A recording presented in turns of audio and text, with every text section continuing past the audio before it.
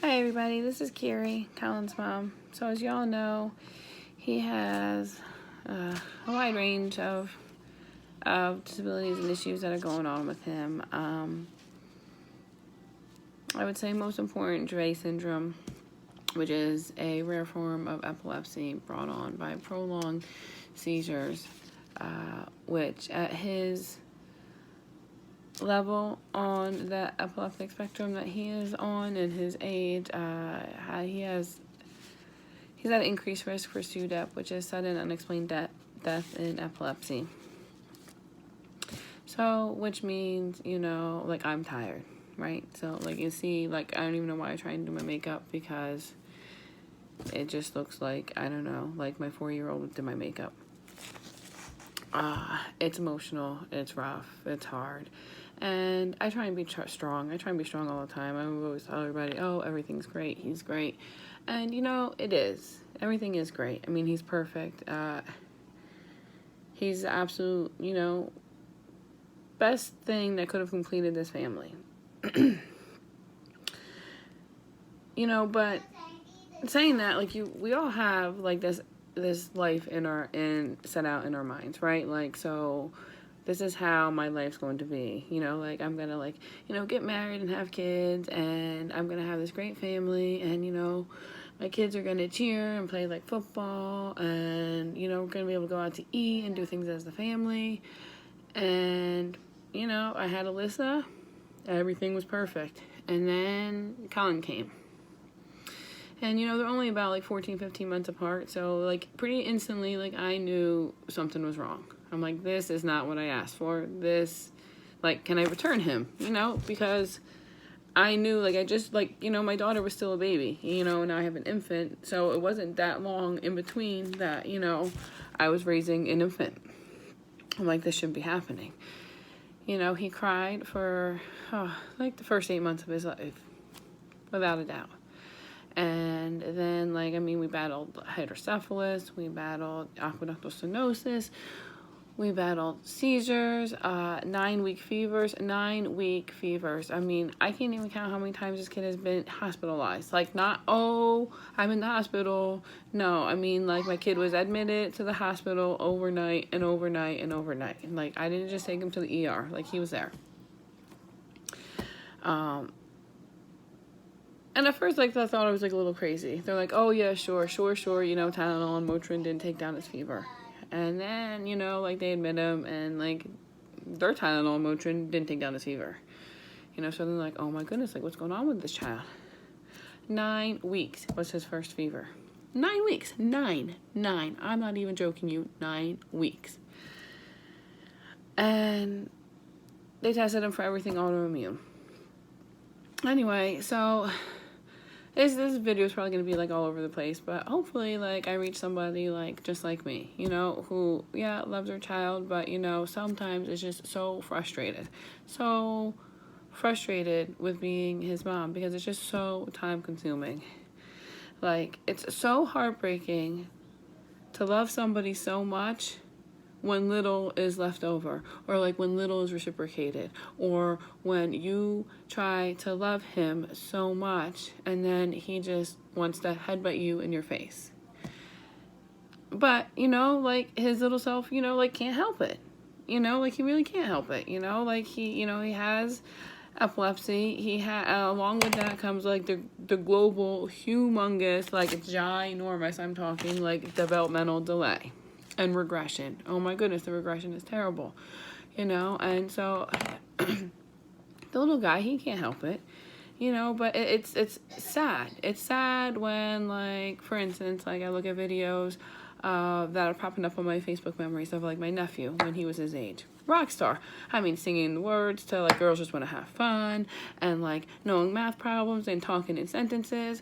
And, then I look at my daughter, who is 4, and, Colin's 3, and I'm like, how does she know all this stuff? And then I look at Colin, and I'm like, man, my child is really dumb.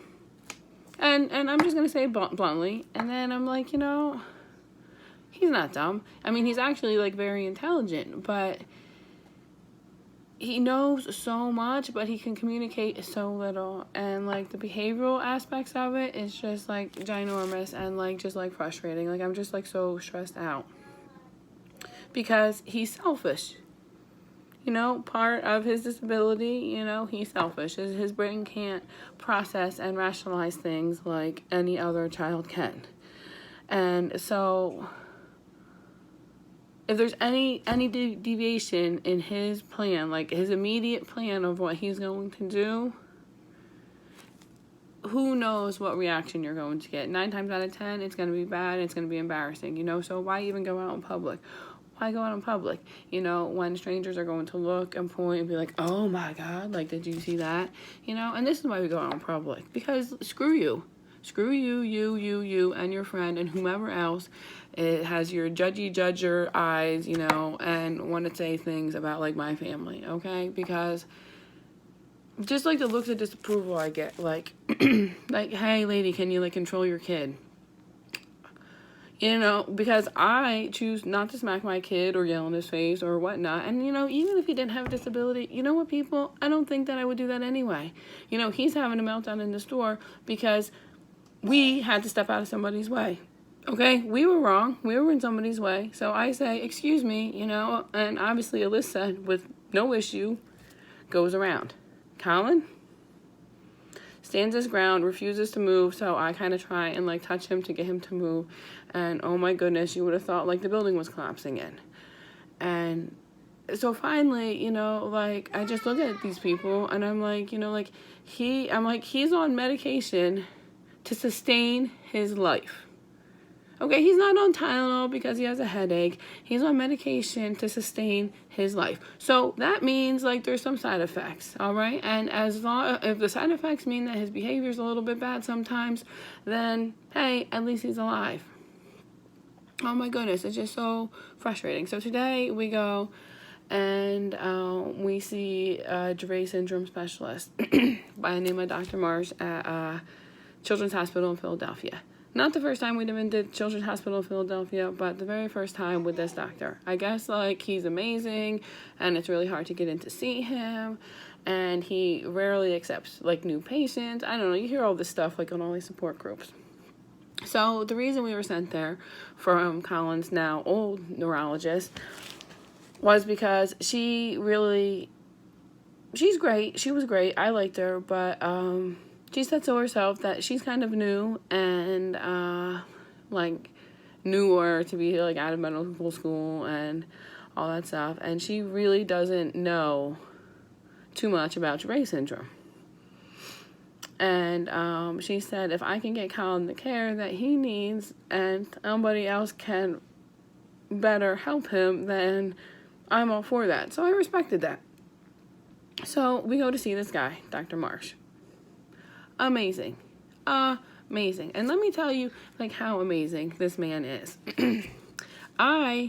So Alyssa's like, Mommy, I really need to pee. I'm trying to be patient, but I really need to pee. So Dr. Marsh goes, oh, you can take her. Do you mind if you leave your son?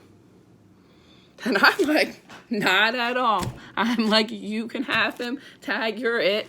I'm thinking, oh, Alyssa, are you sure you don't have to poop? Do you need a drink? Do you need to pee again? Like, I'm trying to, like, really, like, play this out, right? Because I'm like, oh my goodness, I get a break. Mom break. I get a break for my son. So I leave the room, and of course he throws a fit and he's screaming and crying as I'm, like, walking my daughter to the restroom.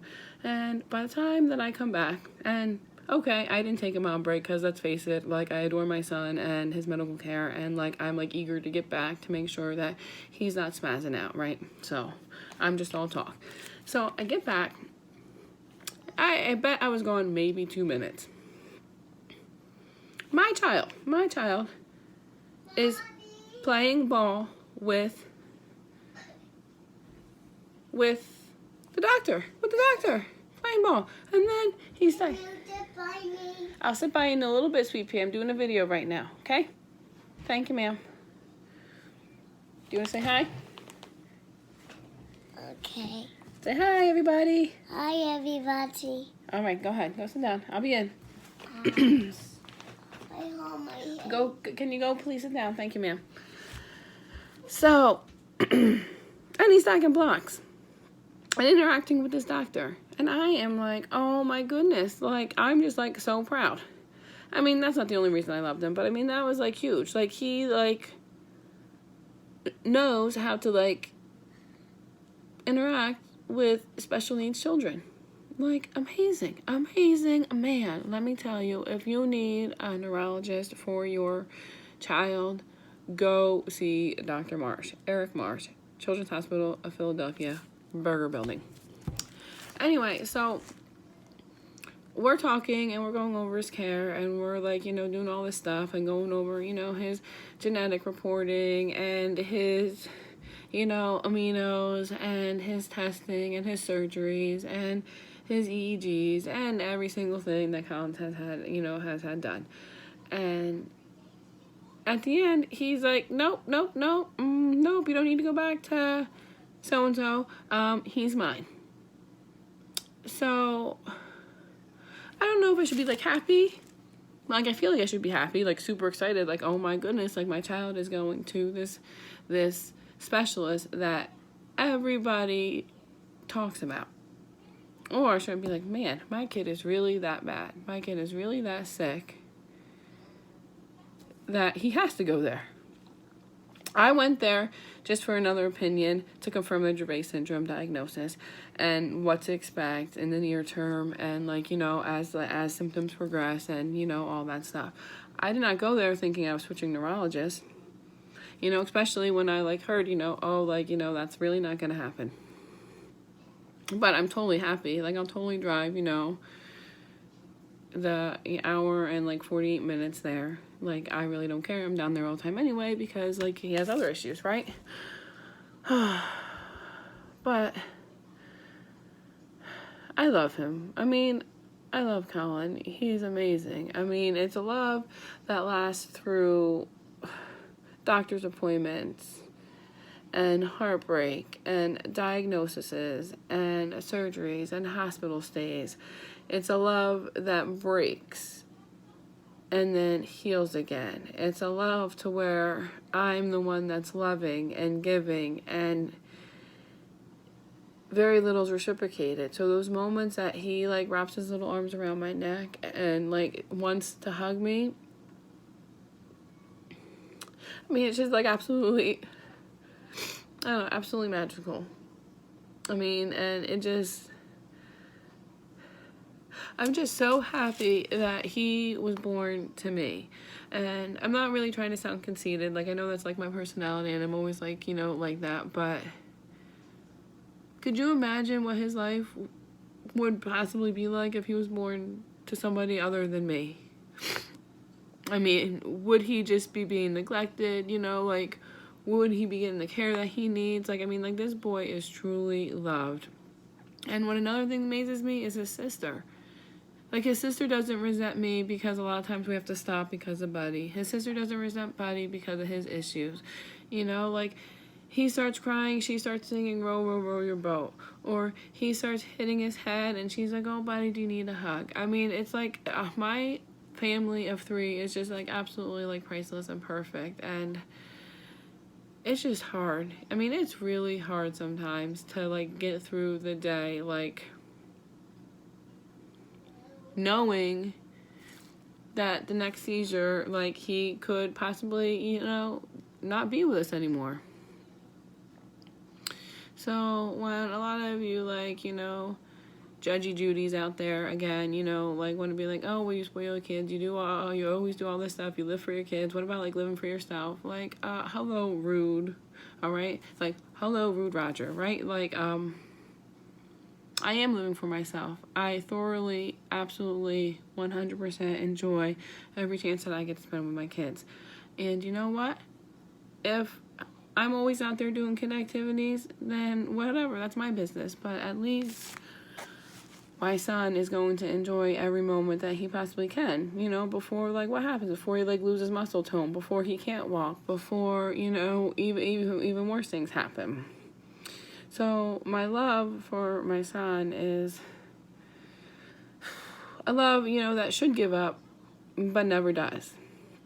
It's magical. It's amazing. It's scary. Like, it's scary to have a child who will just walk out in the street in front of a car, who will go to the deep end of the wave pool where he can't even stand, who I can't even feel comfortable taking him to the playground because this child walks off the plank of like the highest level, the platform, like just walks off onto the ground beneath him. Like he just can't process that, and it's like, it's not something that he's like learning. Like he does it over and over and over again. I mean, you know, like not really, because obviously I'm right there like keeping a good eye on him, but you know, like he tries. And like you can't see like this car like just like flying in like ready to like flatten you like a pancake. Like why are you doing that?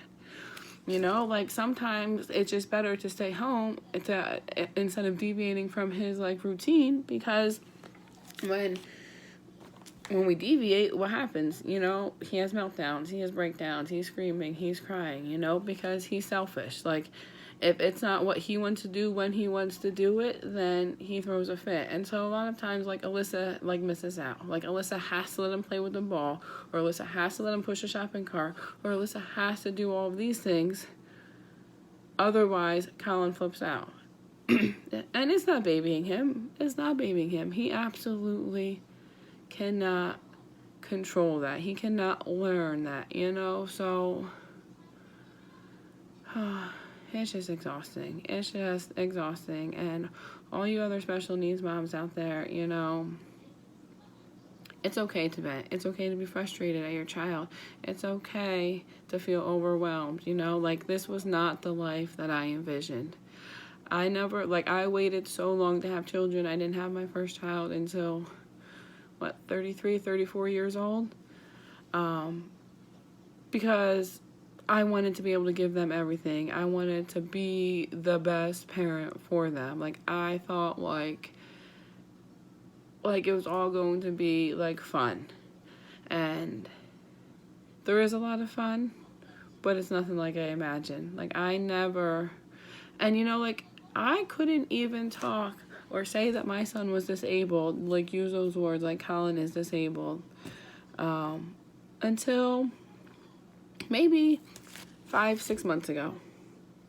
Like, I would say, oh, well, you know, like Colin's issues or Colin's illness, or we gotta go for a checkup for this, just to double check this.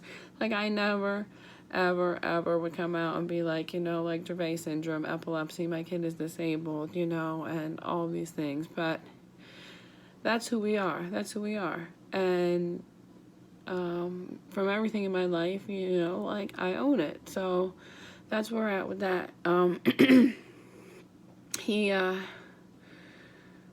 don't know, he just touches the lives, the heartstrings of every single person that he comes in contact with. So why it's not the life that I envisioned, it's the life that I've learned to love and embrace. Like, it's my like chaotic little world. And you know, another huge frustration is I thought that the older he got with his disabilities, the easier things would get. I couldn't have been more wrong.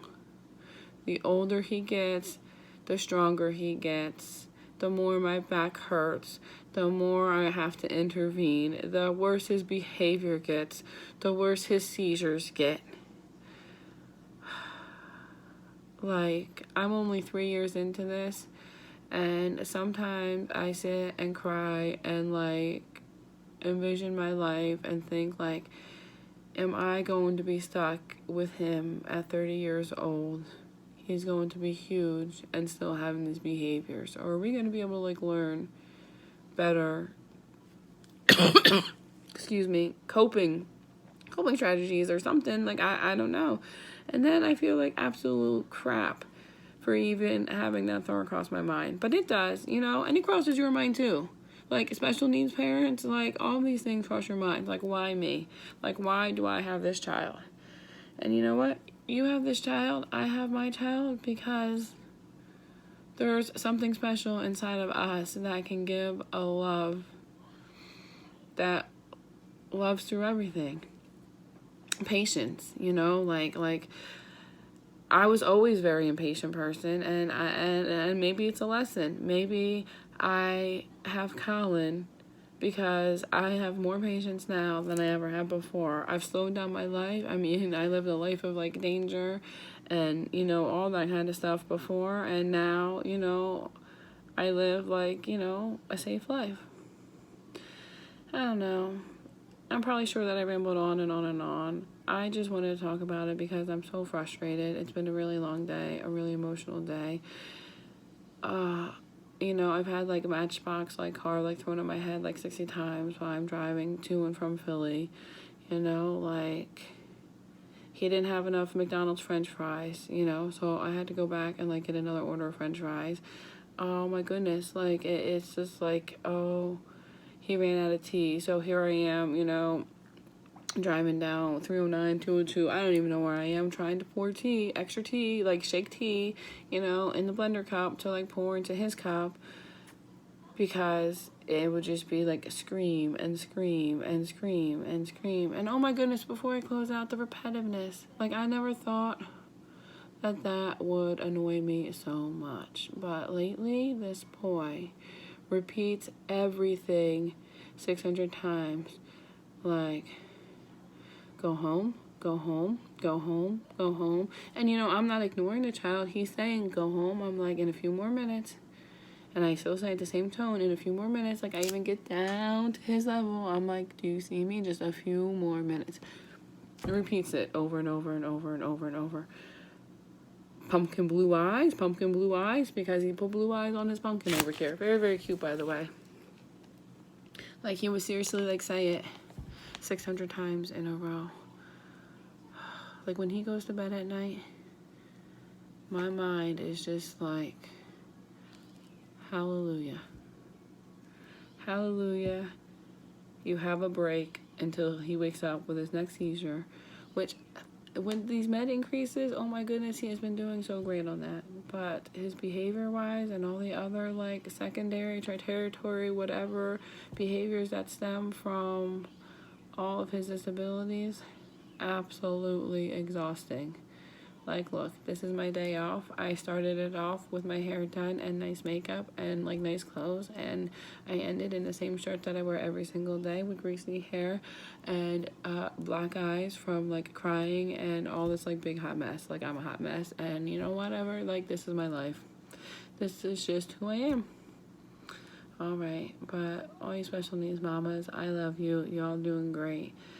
And sometimes we just need a vet. Thanks for listening.